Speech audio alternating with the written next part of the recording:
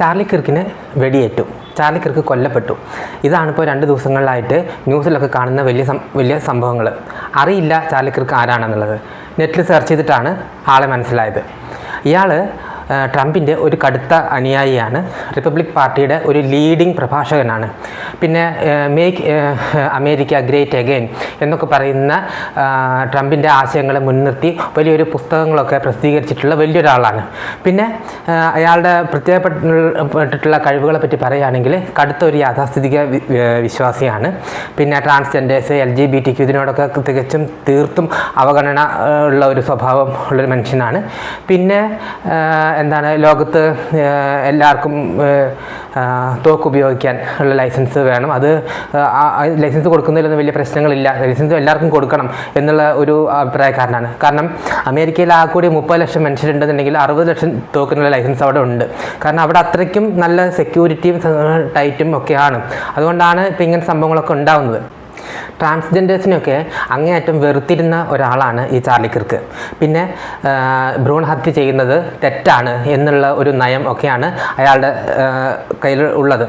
തികച്ചും യാഥാസ്ഥിതികമായിട്ടുള്ളൊരു മാനസിക അവസ്ഥ വെച്ചിട്ട് അമേരിക്കയെ തിരിച്ചു കൊണ്ടുവരണം, അല്ലെങ്കിൽ യാഥാസ്ഥിതികമായ അമേരിക്കയെ ഉയർത്തെഴുന്നേൽപ്പിക്കണം, ഇങ്ങനെയൊക്കെ വിചാരിച്ച് നടന്ന് അതിന് ക്യാമ്പയിനിങ് ചെയ്തിട്ടുള്ള ഒരാളാണ് ഈ ചാർലി കിർക്ക് എന്ന് പറയുന്നത്.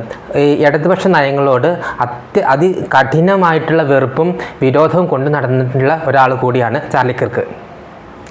യൂട്ടാ വാലി യൂണിവേഴ്സിറ്റിയിൽ prove me I M wrong എന്ന് പറഞ്ഞിട്ടുള്ളൊരു ക്യാമ്പയിൻ കണ്ടക്ട് ചെയ്യുന്നതിൻ്റെ ഇടയ്ക്കാണ് ഈ ചാർലി കിർക്കിന് വെടിയേറ്റത് എന്ന് പറഞ്ഞിട്ടുണ്ടെങ്കിൽ തൊട്ടടുത്തുള്ള ഒരു 150 മീറ്റർ അകലെയുള്ള ഒരു ബിൽഡിങ്ങിൻ്റെ മുകളിൽ നിന്ന് ഷാർപ്പ് ഷൂട്ടർ ആയിട്ടുള്ള ഒരാൾ ഒരു സാധാരണ ഈ വേട്ടയ്ക്ക് ഉപയോഗിക്കുന്ന ഒരു തോക്ക് കൊണ്ടാണ് വെടി ഉതിർത്തത്. കഴുത്തിനാണ് വെടി കൊണ്ടത്. സ്റ്റേജിൽ തന്നെ അയാൾ കുഴഞ്ഞു വീഴുകയും മരിക്കുകയും ചെയ്തു എന്നാണ് പറയപ്പെടുന്നത്. ആരാണ് ഈ ചാർലി കിർക്കിനെ കൊന്നത്? അത് വലിയൊരു സംഭവമായിരുന്നു. അങ്ങനെ FBI-യും മറ്റുള്ളവരും എല്ലാവരും അതിനെപ്പറ്റി അന്വേഷിച്ചു. കാരണം ലോക പോലീസാണല്ലോ അമേരിക്ക. അമേരിക്കയുടെ FBI-ക്ക് കിട്ടാത്ത ഒരാളൊക്കെ അമേരിക്കയിൽ ഉണ്ടാകുക എന്ന് പറഞ്ഞാൽ വലിയ സംഭവമല്ലേ. പക്ഷേ എന്തായിരുന്നാലും അമേരിക്ക ആ ആളെ കണ്ടുപിടിക്കുക അല്ലെങ്കിൽ അയാളെ പറ്റിയിട്ട് വാലിഡായിട്ടുള്ള ഇൻഫർമേഷൻ കൊടുക്കുകയോ ചെയ്യുന്ന ആൾക്ക് $1,00,000 പ്രഖ്യാപിച്ചിട്ടുണ്ടായിരുന്നു. അതിനുശേഷം 2 ദിവസങ്ങൾക്കുള്ളിൽ ഈ വെടിവെച്ചിട്ടുള്ള ആളെ കണ്ടുപിടിച്ചു. 22 വയസ്സുള്ള ടൈലർ റോബിൻസൺ എന്ന് പറയുന്ന ഒരാളാണ് വെടിവെച്ചത് എന്തുകൊണ്ടാണെന്ന് ചോദിച്ചിട്ടുണ്ടെങ്കിൽ ഈ ചാർലി കിർക്കിൻ്റെ വലതുപക്ഷ നയങ്ങളോടുള്ള എതിർപ്പിൻ്റെ ഭാഗമായിട്ടാണ് വെടിവെച്ചത്. അങ്ങനെയൊക്കെയാണ് പറയുന്നത്. ഇനി ഈ ചാർലി കിർക്കിന് വെടിവെച്ച ആളെ നമുക്ക് കിട്ടി.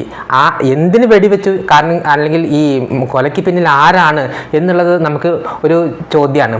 ആ ചോദ്യത്തിൻ്റെ ഉത്തരം വളരെ സിമ്പിളാണ്. അതെന്താണെന്ന് വെച്ചിട്ടുണ്ടെങ്കിൽ റിപ്പബ്ലിക്കൻ പാർട്ടിയിലെ ഏറ്റവും കൂടുതൽ ആൾക്കാരെ ഇൻഫ്ലുവൻസ് ചെയ്യാൻ പറ്റുന്ന ഒരു വ്യക്തിത്വമാണ് ചാർലി കിർക്കിൻ്റേത്. അപ്പോൾ ഇത് കുറേ കാലമായിട്ട് ട്രംപ് നോട്ടീസ് ചെയ്യുന്ന ഒരു കാര്യം തന്നെയാണ്. അപ്പോൾ തന്നേക്കാൾ വലിയൊരാൾ തൻ്റെ പാർട്ടിയിൽ ഉണ്ടാവുക എന്ന് പറയുന്നത് വലിയൊരു ബുദ്ധിമുട്ടുള്ള കാര്യമാണല്ലോ. ഇത് പണ്ട് ഒരു വല്യമ്മ കാണിച്ച പോലത്തെ ഒരു പരിപാടിയാണിത്. അതായത് വല്യമ്മ രാത്രി ഇങ്ങനെ ഇരുട്ടത്ത് ഒരു ചെറിയ വെളിച്ചം കൊണ്ട് ഇങ്ങനെ പോവാണ്. അത് പോകുമ്പോൾ പുറകെ കുറേ ആൾക്കാർ ഇങ്ങനെ വരുന്നത് കണ്ടു. അപ്പോൾ വല്യമ്മ നോക്കുമ്പോൾ എൻ്റെ ഒരു വെളിച്ചത്തിലാണ് ഇത്രയും ആൾക്കാർ വരുന്നത് അല്ലേ. വല്യമ്മ വിളക്കടൂതി അവിടുന്ന് തട്ടെറിഞ്ഞ് വീണു, മരിച്ചു എന്നൊക്കെയാണ് കഥ. അതേപോലത്തെ ഒരു അവസ്ഥ തന്നെയാണ് ഇപ്പോൾ ഇവിടെ സംഭവിച്ചിരിക്കുന്നത്. കാരണം റിപ്പബ്ലിക്കൻ പാർട്ടിയിൽ ട്രംപിനേക്കാൾ കൂടുതൽ ആൾക്കാരുടെ ഇടയ്ക്ക് സ്വാധീനമുള്ള ഒരു വ്യക്തിത്വമാണ് ഈ ചാർലി കിർക്കിൻ്റേത്. അതുകൊണ്ട് തന്നെ അടുത്ത ഇലക്ഷനിലൊക്കെ മത്സരിക്കാനുള്ള സാധ്യതയും അല്ലെങ്കിൽ പ്രസിഡന്റ് അല്ലെങ്കിൽ അതിന് തൊട്ട് താഴെയുള്ള സ്ഥാനങ്ങളിലേക്കൊക്കെ മത്സരിക്കാനൊക്കെ ഉള്ള ചാൻസും ഒക്കെ ഇയാൾക്കുണ്ട്. ഇയാൾക്ക് അവിടെ റിപ്പബ്ലിക്കൻ പാർട്ടിക്കകത്തും വൈറ്റ് ഹൗസിലത്തെ നിത്യ സന്ദർശകനാണ് ഈ ചാർലി കിർക്ക്. പിന്നെ ആൾക്കാർ ഇടയ്ക്ക് നല്ല ഇൻഫ്ലുവൻസ് ഉണ്ട്. പിന്നെ കൂടുതൽ ആൾക്കാരെ സംഘടിപ്പിക്കാനുള്ള കഴിവുണ്ട്. അങ്ങനെ സംഘടിപ്പിച്ചതിൻ്റെ ഭാഗമായിട്ടാണ് ഇപ്പോൾ 2ാമത്തെ തവണ ട്രംപ് അധികാരത്തിൽ വന്നതും. ഇങ്ങനെയൊക്കെ ഇരിക്കുമ്പോൾ തന്നേക്കാൾ കൂടുതൽ ഒരു പ്രാമുഖ്യം വേറൊരാൾക്ക് കിട്ടുന്നത് അതിനോട് അത്ര സുഖമായിട്ട് പ്രതികരിക്കാൻ പറ്റാത്ത ട്രംപ് ചെയ്യിച്ചതായിരിക്കാം എന്നും ഒരു അഭ്യൂഹം പറഞ്ഞു കേൾക്കുന്നുണ്ട്. കാരണം അമേരിക്കയാണ്, നമുക്കറിയില്ല. ചാർലി കിർക്ക് എന്താണെങ്കിലും മരിച്ചു കഴിഞ്ഞു.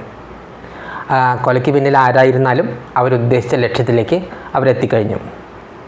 ഞങ്ങളുടെ ചാനലിൻ്റെ കണ്ടൻറ്റും നിങ്ങൾക്ക് ഇഷ്ടപ്പെടുന്നുണ്ടെന്നുണ്ടെങ്കിൽ ലൈക്ക് ചെയ്യുക, ഷെയർ ചെയ്യുക, സബ്സ്ക്രൈബ് ചെയ്യുക.